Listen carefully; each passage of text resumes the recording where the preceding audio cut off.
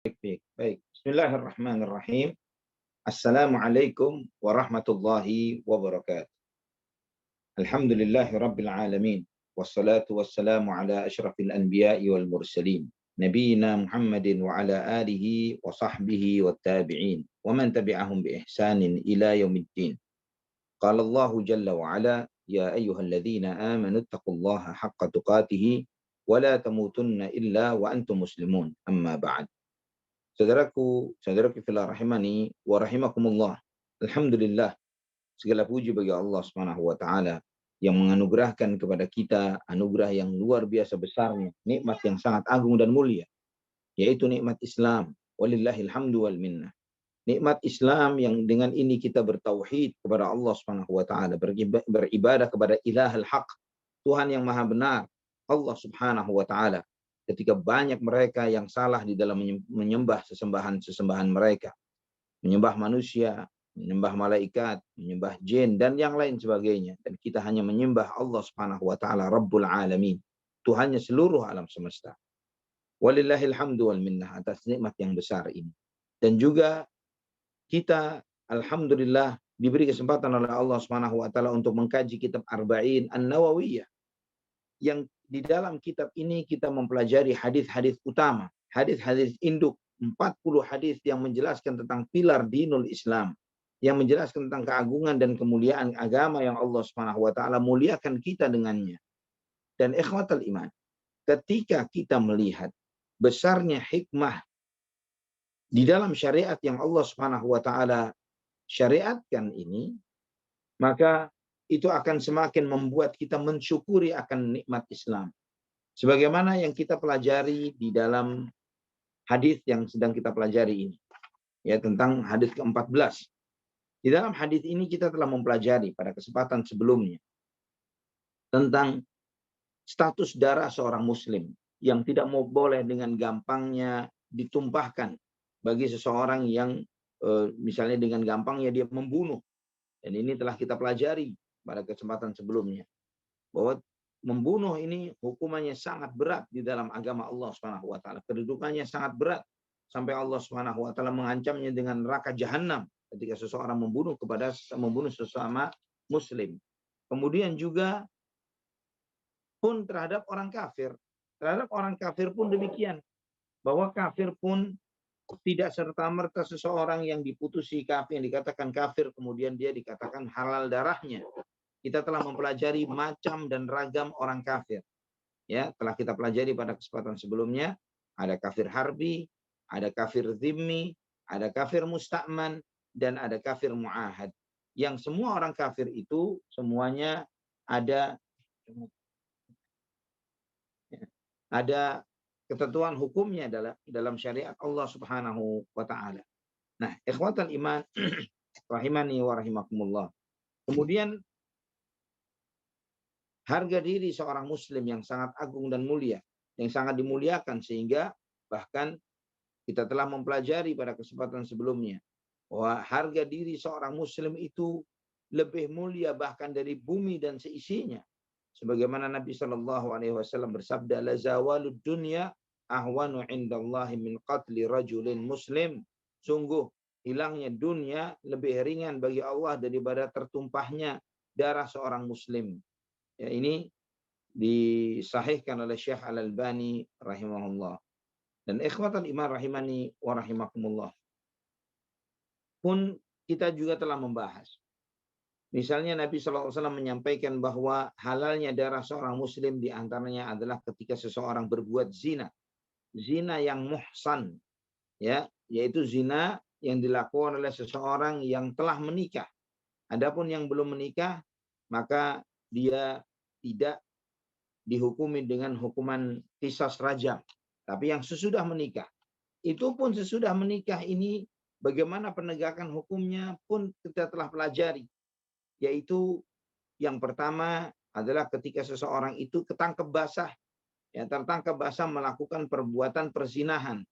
Dan bukan semua orang, sembarangan orang menangkap basah di dalam perzinahan. Di antaranya misalnya ketika seseorang itu menangkap basah dengan CCTV, itu tidak bisa menangkap atau membuat seseorang itu dihukumi zina, dihukumi rajam. Termasuk juga misalnya ketika ada saksi-saksi, namun saksi-saksi itu masih cuma sekedar melihat bahwa saya melihat si fulan masuk kamar hotel misalnya. Itu bukanlah sebagai saksi yang dibenarkan di dalam persaksian yang dibolehkan dengannya ditegakkannya hukum kisos, hukum rajam terhadap pelaku perzinahan. Mereka yang boleh jadi saksi adalah 4 orang saksi yang adil, laki yang adil, 4 orang saksi laki-laki, yang mereka semuanya melihat terjadinya perbuatan perzinahan yang sedang dilakukan.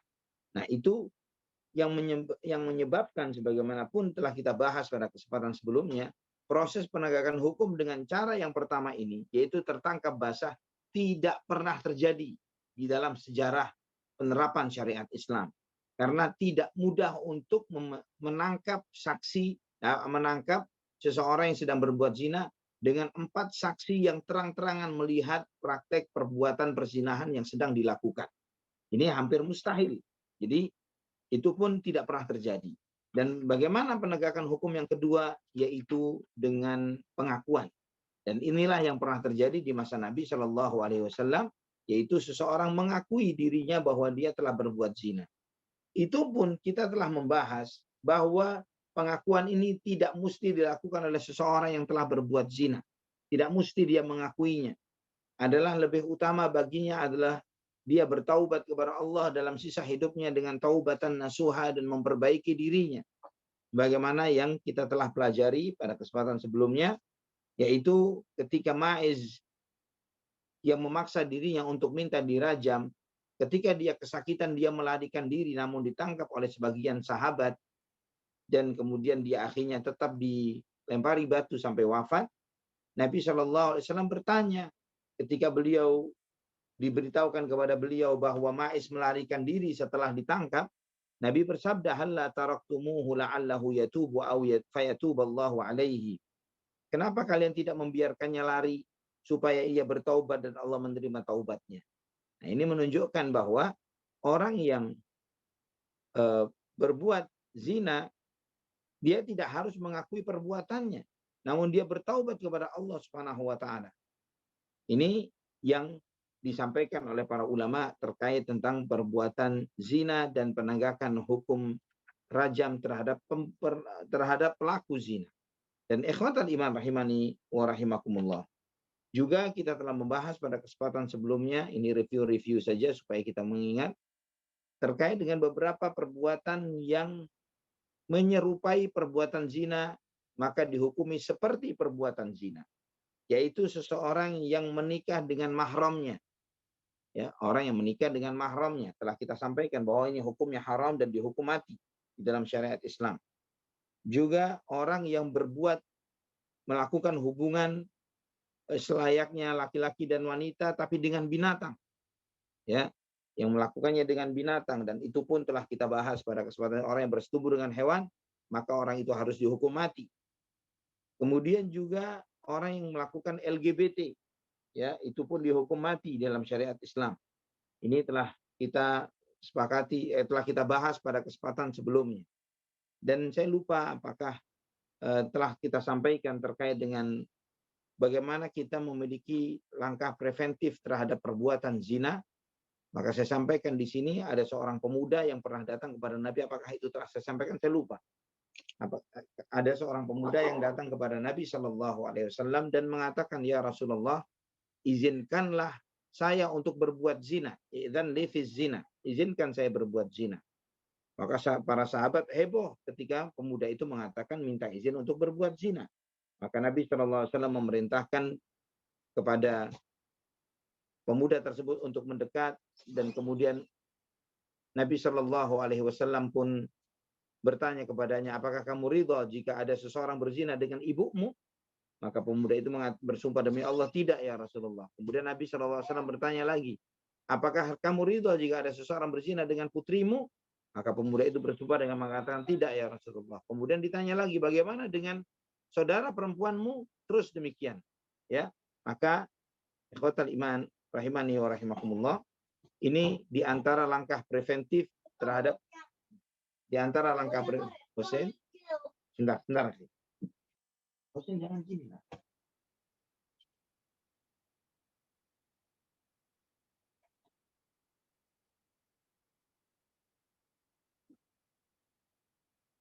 Ini di antara langkah preventif bagaimana seseorang menyikapi dirinya, ya, yaitu dia harus bertanya. Ketika dia ingin berbuat zina, maka sadari bahwa dia berzina dengan seseorang yang bisa jadi ibu seseorang, saudara perempuan seseorang, putri seseorang, yang itu semuanya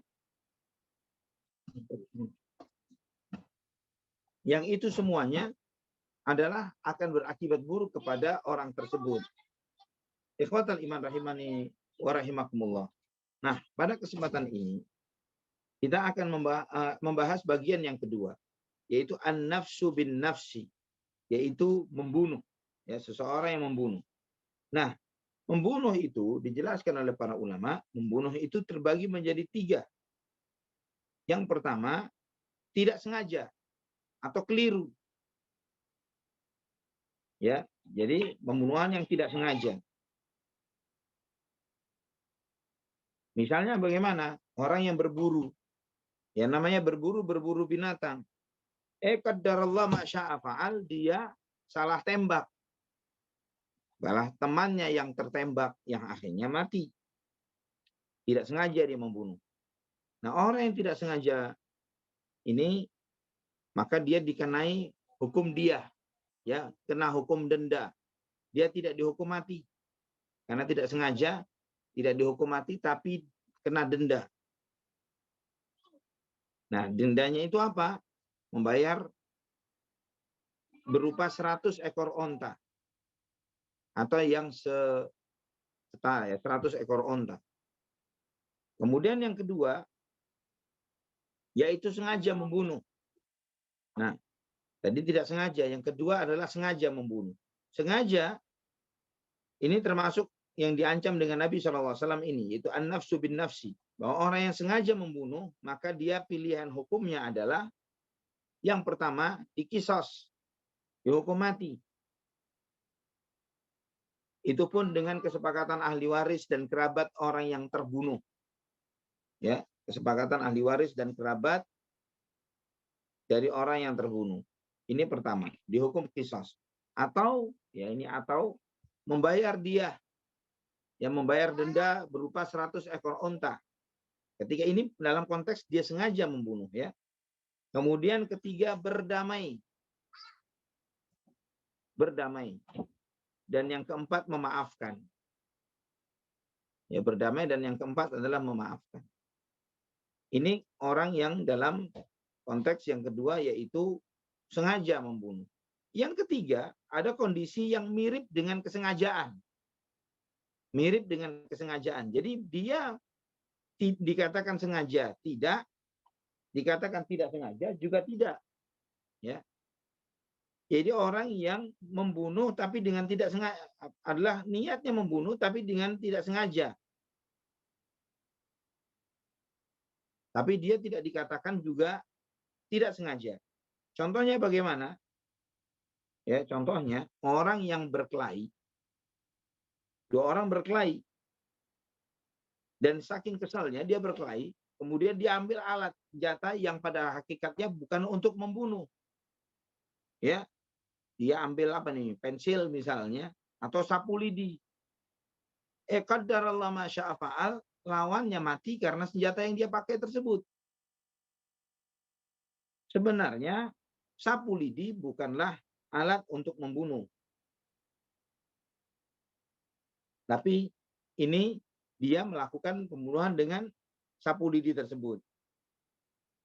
Maka status orang yang syibhul amad ini, yang serupa dengan membunuh atau mirip sengaja membunuh, ya, karena awalnya adalah ada motivasi baginya, yaitu untuk membunuh, namun dia melakukan perkelahian dan dia tidak menyangka bahwa perkelahian itu berujung kepada terbunuhnya lawannya dengan senjata yang semestinya bukanlah sebagai sarana untuk membunuh. Itu seperti tadi sapu lidi misalnya. Dia ngamuk, dia pakai sapu lidi, dia mengira bahwa dengan itu akan bisa, tidak akan membunuh, tapi ternyata mati lawannya. Yang seperti ini dia kena hukuman diat atau diyah. Seperti tadi yang disebutkan, yaitu 100 ekor onta. 100 ekor onta. Ikhwatal iman rahimani wa rahimakumullah. Terkait dengan hukum qisas bagi pembunuh ini ditegaskan oleh Allah Subhanahu wa taala di dalam beberapa ayat di dalam Al-Qur'an. Di antaranya firman Allah di surat Al-Maidah ayat 45. Wa katabna 'alaihim fiha anna an-nafsa bin-nafsi wal 'aina bil-'aini wal anfa bil-anfi wal udhuna bil-udhuni was sinna bis-sinni wal juruha qisas. Faman tasaddaqa bihi fahuwa kaffaratun lah. Wa man lam yahkum bima anzalallahu faulaika humudz zalimun. Kami telah menetapkan bagi mereka di dalam Taurat. Jadi antum ingat ayat ini di surat Al-Maidah ayat 45. Allah Subhanahu wa taala menetapkan hukum sebagaimana yang ada pada hukum Taurat. Kami telah menetapkan bagi mereka di dalam Taurat bahwa nyawa dibalas dengan nyawa, mata dengan mata, hidung dengan hidung, telinga dengan telinga, gigi dengan gigi, dan luka-luka pun ada kisosnya, balasan yang sama. Jadi melukai, jadi lukai. Begitu hukum kisosnya. Barang siapa yang melepaskannya atau mengikhlaskan hak kisos itu, maka itu menjadi penebus dosa baginya. Barang siapa yang tidak memutuskan perkara menurut apa yang diturunkan Allah, maka orang itu adalah orang-orang yang zalim. Di ayat yang lainnya, yaitu di surat Al-Baqarah ayat 178. Tadi Al-Maidah ayat 45, yang berikutnya Al-Baqarah ayat 178. Allah berfirman, Ya ayyuhalladzina amanu kutiba alaikumul qisasu fil qatla, al-hurru bil-hurri wal-'abdu bil-'abdi wal-untha bil-untha. Faman 'ufiya lahu min akhihi syai'un fattiba'un bil ma'rufi wa ada'un ilaihi bi ihsan. Dzalika takhfifun min rabbikum wa rahmah. Faman i'tada ba'da dzalika fa ulaika 'adzabun alim. Wahai orang-orang beriman, diwajibkan atas kamu melaksanakan qisas berkenaan dengan orang yang dibunuh. Allah SWT berfirman seperti itu. Orang merdeka dengan orang merdeka. Hamba sahaya dengan hamba sahaya. Perempuan dengan perempuan. Tetapi barang siapa yang memperoleh maaf dari saudaranya, hendaknya ia mengikutinya dengan baik dan membayar dia tebusan kepadanya dengan baik pula. Yang demikian itu adalah keringanan dan rahmat dari Tuhanmu. Barang siapa yang melampaui batas setelah itu, maka ia akan mendapatkan azab yang sangat pedih. Ini surat Al-Baqarah ayat 178. Kemudian, ikhwatal iman rahimani wa rahimakumullah. Setiap penegakan hukum qisas itu akan memberikan kehidupan. Sebagaimana yang Allah Subhanahu wa taala firmankan. Memberikan kehidupan. Maksudnya apa? Maksudnya adalah bahwa ketika hukum qisas itu ditegakkan, maka kemaslahatan kehidupan manusia akan terjaga. Sebagaimana Allah firmankan di dalam surat Al-Baqarah ayat 179. Walakum fil qisasi hayatun ya ulil albabi la'allakum tattaqun. Dan dalam kisas itu ada kehidupan bagimu, wahai orang-orang yang berakal, agar kamu bertakwa. Maksudnya apa? Di dalam hukum qisas terdapat kehidupan, padahal hukum qisas itu membunuh, adalah karena ketika ditegakkannya hukum qisas, ikhwatal iman rahimani wa rahimakumullah, kemaslahatan hidup manusia terjaga. Ya, model-model kasus Sambo ini tidak akan gampang terjadi. Ya, karena dia tahu kalau sampai terjadi sampai membunuh, maka dia akan dihukum mati semuanya. Semua yang berencana, yang membuat makar dan sebagainya, semuanya akan dihukum mati semuanya. Nah, ini akan menjadi pelajaran bagi setiap mereka-mereka yang berupaya untuk berbuat kejahatan, yaitu membunuh, akan sangat berhati-hati. Mereka tidak akan sembarangan dengan gampangnya menumpahkan darah seseorang. Dan juga hal ini ikhwatal iman rahimani wa rahimakumullah seringkali diskreditkan kepada hukum syariat Islam. Mereka mengira bahwa Islam ini tidak manusiawi, melanggar HAM. yang diperhatikan oleh mereka-mereka yang peduli akan HAM ini adalah HAM terhadap orang pembunuh. Mereka lupa dengan HAM yang telah diambil dari yang terbunuh. Ya, bagaimana nasib yang terbunuh, bagaimana nasib keluarganya yang telah dihukum mati, yang telah dibunuh terlebih dahulu.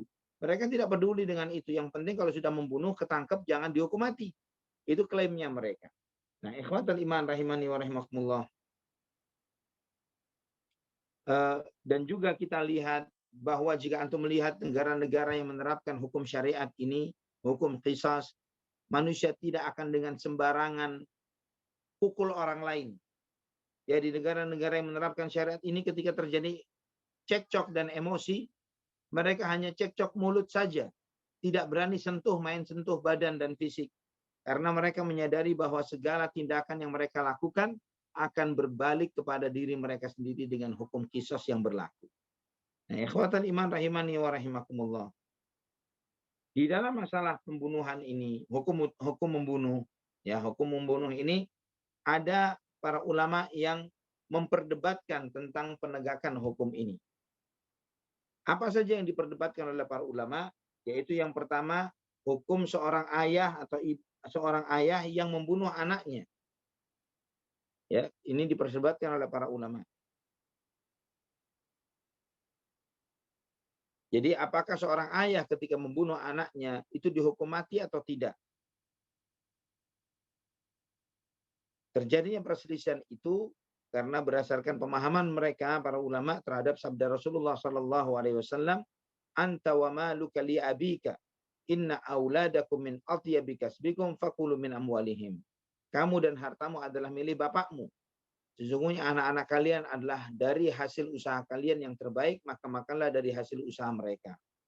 Ini hadis ini disahihkan oleh Syekh Al-Albani rahimahullah. Jadi perbedaan itu terjadi karena perbedaan pemahaman terhadap sabda Rasulullah SAW ini. Juga misalnya budak, ya, terkait dengan yang berikutnya adalah yang diperselisihkan oleh para ulama, membunuh budak. Seorang tuan membunuh budaknya.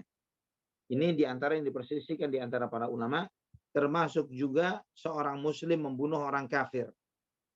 Ya, karena ada sabda Nabi Shallallahu alaihi wasallam yang bersabda, wa an la yuqtala muslimun bikafirin, dan seorang muslim tidak dibunuh karena membunuh orang kafir. Hadis sahih riwayat Imam Bukhari. Ini terkait dengan uh, hukum membunuh. Kemudian yang ketiga, murtad. Ya, pembahasan yang ketiga dari hadis yang disampaikan oleh Nabi SAW ini adalah tentang murtad. Bagaimana statusnya orang yang murtad? Ya, orang yang murtad, ikhwatan iman, adalah seseorang yang telah memeluk Islam, kemudian dia keluar dari dinul Islam. Maka statusnya berbeda dengan orang yang aslinya kafir. Dia muslim, kemudian dia keluar dari Islam. Nah, berbeda dengan hukum-hukum yang sebelumnya, yang ada klasifikasi, penguraian, dan yang lain sebagainya, untuk murtad ini, hukumnya adalah dihukum mati tanpa ada klasifikasinya. Jadi apakah dia telah menikah atau belum menikah? Ya, ini hukumannya adalah dihukum mati. Karena statusnya murtad ini beda dengan orang kafir asli. Orang yang murtad ini, mereka pada dasarnya telah merasakan nikmat yang di dunia Islam. Dia telah merasakan nikmatnya tauhid dan tahu akan hinanya kesyirikan. Maka ketika dia murtad, maka tetapan hukum yang berlaku bagi orang yang seperti ini adalah dihukum mati. Sebagaimana sabda Nabi SAW dalam sabdanya, dalam penegasan yang lainnya, beliau bersabda, "Man baddala dinahu faqtuluhu." Siapa yang mengganti agamanya, maka bunuhlah dia. Ini menjadi hadis ini di antara penetapan sabda Rasulullah SAW. Nah, ikhwatal iman rahimani wa rahimakumullah. Terkadang sebagian orang merasa sadis banget, ya. Ini sadis banget hukum ini. Namun ternyata ikhwatal iman rahimani wa rahimakumullah, ana membaca di dalam Alkitab, ya, terkait dengan hukumnya orang murtad. Ternyata di dalam Alkitab sendiri, hukumnya orang murtad itu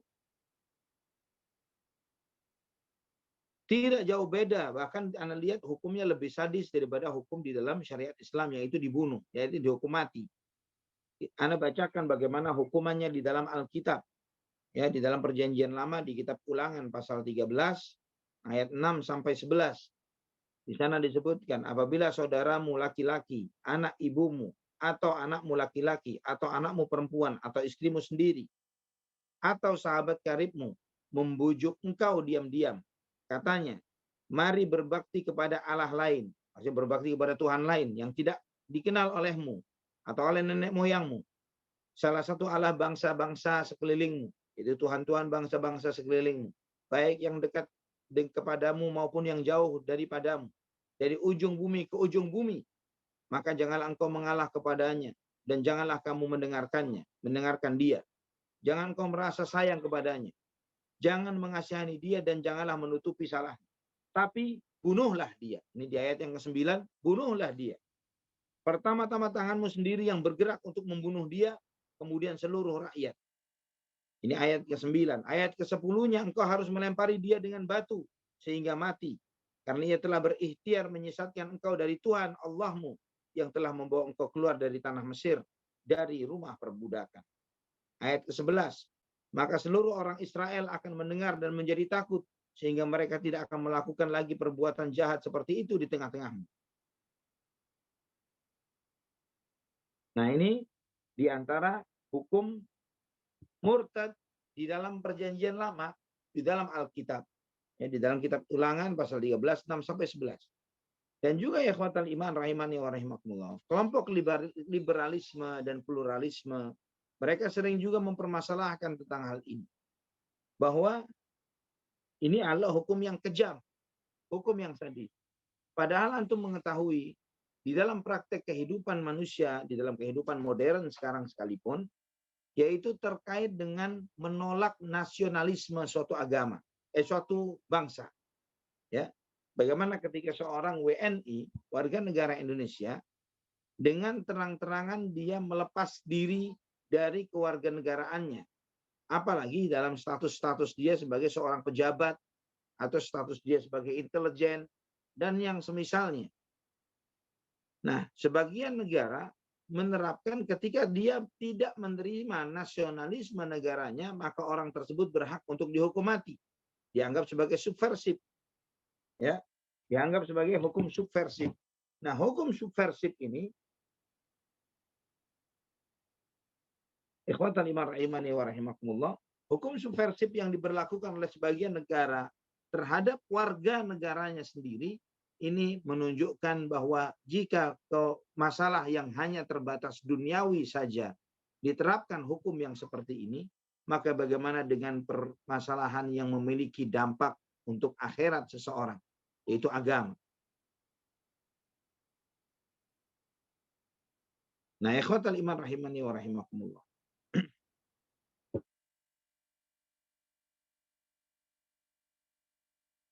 Para sahabat juga menerapkan hukum mati terhadap orang yang murtad dari agama. Sebagaimana Abu Bakar As-Siddiq radhiyallahu an, ketika wafatnya Rasulullah sallallahu alaihi wasallam, Abu Bakar radhiyallahu an menjadi khalifah.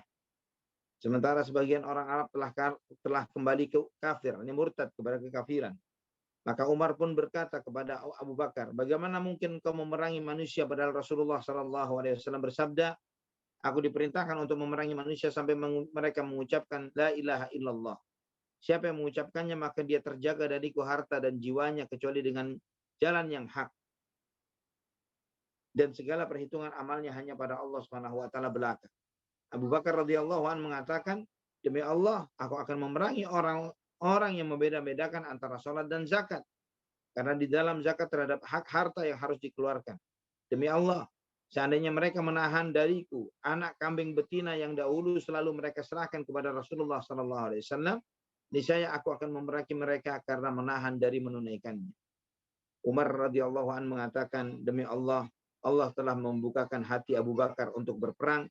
Kemudian aku tahu bahwa itu adalah langkah yang benar. Jadi di zaman Abu Bakar, orang-orang yang menolak kewajiban syariat zakat itu dihukumi murtad, ya. Dihukumi murtad di dalam syariat zaman Abu Bakar As-Siddiq, dan mereka diperangi oleh Abu Bakar, Umar, dan yang lain. Ikhwatal iman rahimani wa rahimakumullah. Juga Mu'adz bin Jabal pernah melakukan hal yang serupa terhadap orang yang murtad. Beliau mengatakan bahwa orang yang murtad harus dihukum mati. Demikian pula di zaman Ali bin Abu Thalib radhiyallahu an, ketika di masa Ali bin Abu Thalib, beliau menghukum mati mereka-mereka orang-orang yang mempertuhankannya. Jadi ada sekelompok orang yang menganggap bahwa Ali bin Abi Thalib itu Tuhan atau titisan Tuhan. Ya, mereka dihukumi murtad oleh Ali bin Abi Thalib. Dan kemudian Ali malah berinisiatif pada saat itu untuk membakar, ya, dengan menghukum mati dengan dibakar mereka itu. Nah, Ali bin Abi Thalib berinisiatif untuk membakarnya. Maka hal itu pun kemudian dinasehati oleh sebagian sahabat supaya tidak boleh menghukum dengan membakar. Karena Abdullah ibn Abbas radhiyallahu anhuma mengingatkan bahwa Rasulullah Shallallahu alaihi wasallam melarang seseorang untuk membakar atau membunuh dengan membakar, karena itu adalah azabnya Allah Subhanahu wa taala. Maka karena nasihat Ibnu Abbas radhiyallahu anhuma, maka Ali tidak membakar mereka tapi dihukum mati saja. Dihukum mati karena mempertuhankan Ali bin Abu Thalib. Ikhwatal iman rahimani wa rahimakumullah. Dalam kondisi yang lain, ada status orang yang statusnya mirip seperti orang murtad. Artinya statusnya mirip seperti orang murtad. Dalam hal ini adalah hukumnya dihukumi seperti orang murtad, yaitu dihukum mati. Siapa mereka yang diantaranya? Yaitu para pelaku sihir. Pelaku sihir ini, sebagaimana Nabi Shallallahu Alaihi Wasallam, sebagaimana disebutkan dalam beberapa riwayat, bahwa Nabi Shallallahu Alaihi Wasallam bersabda, haddus sahiri darbatun bis saifi. Hukuman bagi penyihir adalah dipenggal dengan pedang. Hadis riwayat Imam At-Tirmidzi dan dihasankan oleh Ibnu Hajar. Kenapa hukum sihir itu dihukum mati? Karena bahaya yang ditimbulkan oleh sihir sangat besar. Ya, karena dengan sihir ini menyebabkan terpecahnya suami istri, istri membenci suaminya atau sebaliknya, atau seorang suami tidak bisa menggauli istrinya karena sihir. Ya, dan banyak lagi madarat yang lainnya, termasuk juga sihir itu membunuh. Bisa jadi membunuh dengan praktek sihirnya. Maka itulah kenapa maka bagi di dalam syariat Islam, seseorang yang mempraktekkan sihir dan tertangkap dan terbukti, maka hukumannya adalah dihukum mati. Ini ikhwatul iman rahimani wa rahimakumullah. 3 ketentuan dengan segala turunannya yang telah kita bahas, yaitu tidak halal darah seorang muslim kecuali ketika mereka melakukan salah satu dari 3 hal, yaitu sudah menikah dan berzina. Kemudian yang kedua yaitu orang yang membunuh orang lain, maka dia harus dihukum mati. Dan yang ketiga adalah orang yang keluar dari dinul Islam. Wallahu ta'ala ala wa alam bishawab. Maka dengan ini pembahasan hadis yang ke-14 ini berakhir. Yang insya Allah kita akan membahas pada kesempatan yang akan datang hadis ke-15, berkata yang baik atau diam. Wallahu a'lamu bishawab. Masya Allah. Syukran jazakallah khairan Ustaz atas ilmu yang telah disampaikan pada hari ini. Semoga apa yang Ustaz sampaikan senantiasa menjadi ilmu dan menjadi amalan bagi kami semua. Dan syukran jazakumullah khair bagi seluruh teman-teman yang telah hadir di sini di majelis online AHNT Mengaji. Semoga ilmu yang kita dapatkan hari ini bisa bermanfaat dan bisa kita amalkan bersama. Karena bersama penyelenggara, dengan segenap penyelenggara memohon maaf apabila ada kekurangan atas penyelenggaraan kajian ini, baik dari sisi teknis maupun sisi pelaksanaan secara keseluruhan. Afwan, ini Ana akan menaikkan satu penanya, Ustadz. Sudah ada satu penanya di Clubhouse. Iya.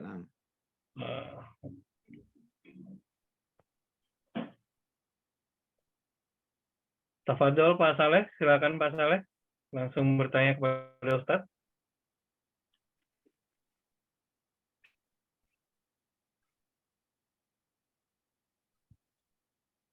Afwan Pak Saleh, monitor.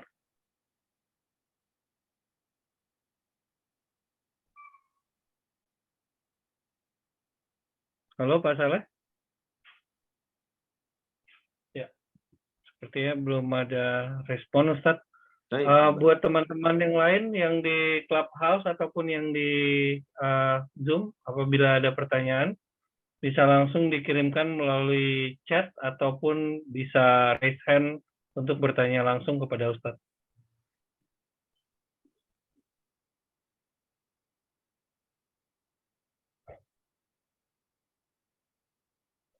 Tafadhol, Pak Detre.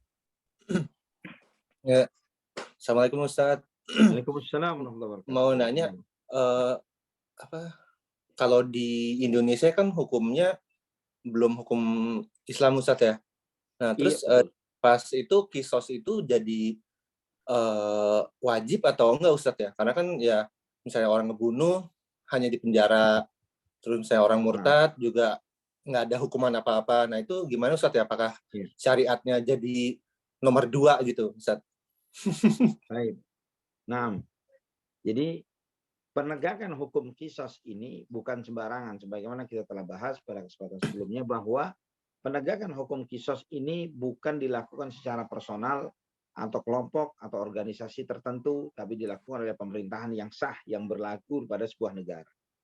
Jika sebuah negara tidak mengakomodir hukum ini, maka tidak boleh sebagian organisasi atau kelompok tertentu dengan inisiatifnya kemudian biarlah pemerintah tidak menerapkan hukum ini, tapi kita inisiatif kelompok sendiri tertentu misalnya. Entah itu misalnya Muhammadiyah atau Al-Irsyad atau NU atau Persis, misalnya organisasi-organisasi besar, kita terapkan kepada anggota kita deh, misalnya begitu. Dan ini tidak dibenarkan dan itu akan menimbulkan kekacauan yang sangat luar biasa. Ya, penerapan hukum itu harus berdasarkan pemerintahan yang sah yang memberlakukannya. Nah, maka ikhwatal iman, ketika hal ini tidak terjadi di negara kita, kemudian seseorang yang berzina, misalnya dia mungkin cuma di penjara 1-2 bulan, terus dia keluar, kemudian dia mencoba lagi melakukan hal yang sama setelah itu dan seterusnya, hal ini tidak menafikan kondisi hukum orang tersebut. Artinya dia ketika dia tidak bertaubat kepada Allah Subhanahu wa taala, dia akan menanggung hukuman itu. Jika tidak di dunia, maka dia akan terkena hukumannya di akhirat. Karena hukum, sebagaimana kita mengetahui, Allah Subhanahu wa taala memberlakukan 2 hukum, hukum dunia dan hukum akhirat. Ketika dia luput dan lolos dari hukum dunia, dia tidak akan lolos dari hukum akhirat. Kita tidak perlu istilahnya memang jika kita berharap bahwa Allah Subhanahu wa taala memberikan taufik dan hidayahnya kepada ulul amr kita untuk menerapkan hal yang seperti ini supaya terjaga keamanan di masyarakat kita. Nah, tidak akan gampang-gampang orang dengan entah itu sengaja, apalagi berencana untuk membunuh seseorang, untuk melakukan tindakan-tindakan yang jahat, untuk melakukan perzinahan, itu semuanya tidak dibenarkan. Ya, itu sesuatu yang tidak dibenarkan dan akan menimbulkan madarat yang sangat besar dalam sebuah masyarakat.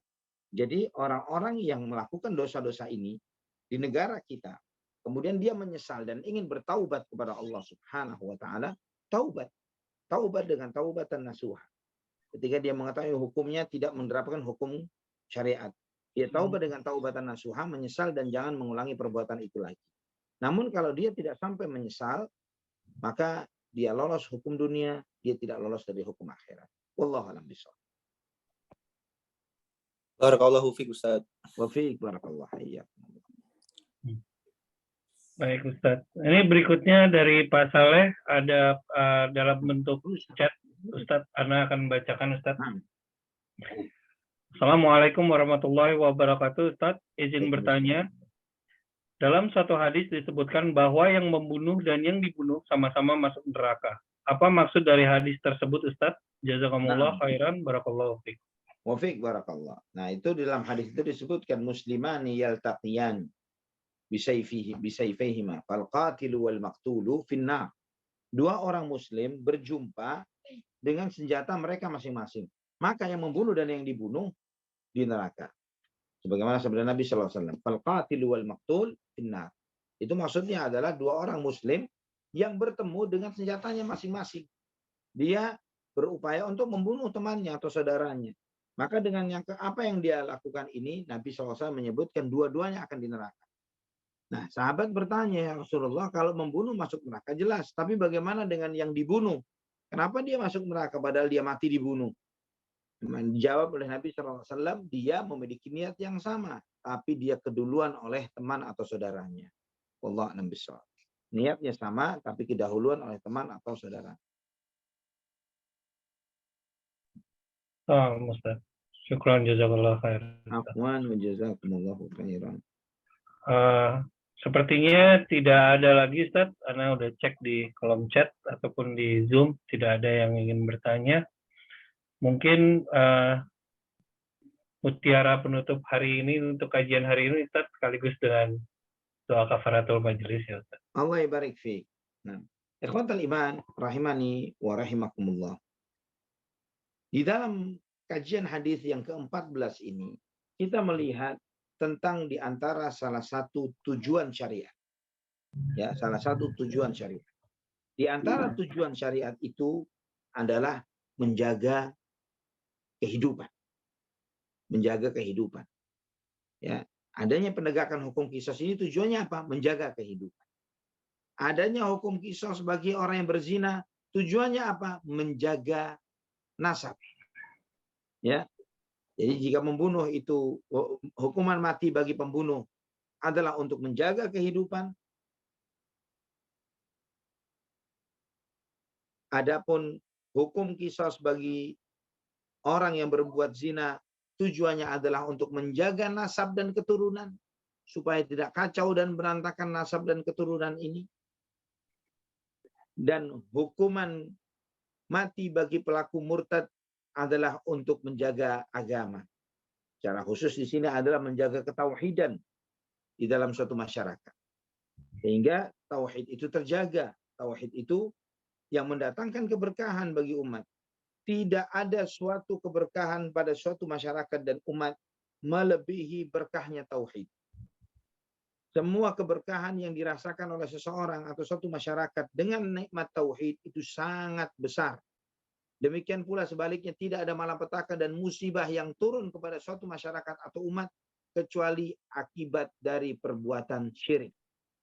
Antum perhatikan turunnya azab Allah Subhanahu wa taala kepada umat-umat terdahulu karena kesyirikan yang mereka perbuat. Nah, di sini antum mengetahui di antara maqasidus syariah, ya. Ini disebut oleh para ulama sebagai maqasid asy-syariah.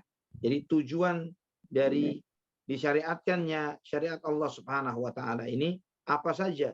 Dari sini kita melihat tujuan-tujuan syariat bahwa ada untuk menjaga kehidupan maka dilarang pembunuhan. Kenapa dilarang minum khamar? Adalah untuk menjaga akal manusia. Kenapa dilarang berzina? Karena untuk menjaga nasab dan keturunan. Kenapa dilarang mencuri, menipu dan yang semisalnya untuk menjaga hak sesama, ya. Kenapa dilarang untuk murtad dan kenapa dilarang misalnya melakukan seperti apa misalnya menjual salib dan yang semisalnya, sarana-sarana untuk berbuat kesyirikan adalah untuk menjaga agama. Ini yang disebut oleh para ulama sebagai maqasidus syariah dan ini adalah bagian ilmu tersendiri dalam ilmu agama ini yang dijelaskan oleh para ulama usul untuk memahami tentang hikmah-hikmah di balik syariat Allah Subhanahu wa taala. Nah, semoga Allah Subhanahu wa taala memberikan ilmu yang bermanfaat dan amal saleh bagi kita semuanya yang dengan demikian kita semakin hari semakin yakin bahwa ikhwatal iman rahimani wa rahimakumullah mengetahui tujuan syariat dan memahami dengan hati, dengan sepenuh hati bahwa syariat ini memiliki tujuan yang sangat luhur dan mulia, itu akan membuat kita semakin hakul yakin akan kebenaran dinullah, kebenaran agama ini. Dan keyakinan kita kepada agama Allah Subhanahu wa taala itu adalah melahirkan keyakinan, dan keyakinan adalah di antara puncak ilmu yang dengannya seseorang menjadi pemimpin-pemimpin dunia dan akhirat. Ya, sebagaimana yang Allah Subhanahu wa taala sampaikan tentang Bani Israel, Wa kadzalika ja'alnahum a'immatan yahduna bi amrina lamma sabaru wa kanu bi ayatina yuqinun. Dan demikianlah kami jadikan mereka sebagai pemimpin-pemimpin yang berhukum dengan perintah kami tatkala mereka sabar dan mereka yakin dengan ayat-ayat kami. Semoga kita termasuk mereka yang Allah Subhanahu wa taala anugerahkan kesabaran dan keyakinan. Amin ya rabbal alamin. Kita tutup dengan doa kafaratul majlis. Subhanakallahumma wa bihamdika asyhadu an la ilaha illa anta astaghfiruka wa atubu ilaik. Wassalamualaikum warahmatullahi wabarakatuh. Waalaikumsalam warahmatullahi wabarakatuh. Afwan, Ana izin tutup Clubhouse-nya. Terima kasih untuk teman-teman yang telah bergabung di sini dan semoga kita bertemu lagi di minggu depan. Assalamualaikum warahmatullahi wabarakatuh. Waalaikumsalam warahmatullahi wabarakatuh. Barakallahu fiik, Ustaz. Syukran Ustaz, jazakallah khair. Jazakallah khair. Kapan meeting lagi nih kita nih? Pemetaan yang kemarin gimana nih, kapan? Betul Ustaz, insyaallah lanjut kita Ustaz. Masya Allah. Anak tunggu waktu dari antum ya. Iya, insyaallah anak agendakan lagi Ustaz. Insyaallah. Ya, insyaallah. Jazakallah khair. Baik. Waalaikumsalam Ustaz. Barakallahu fiik. Mohon fiik. pamit ya. Ana juga pamit Ustaz. Hayyakumullah. Barakallahu fiik Ustaz. Hayyakum Ustaz. Barakallah. Assalamualaikum. Waalaikumsalam warahmatullahi wabarakatuh.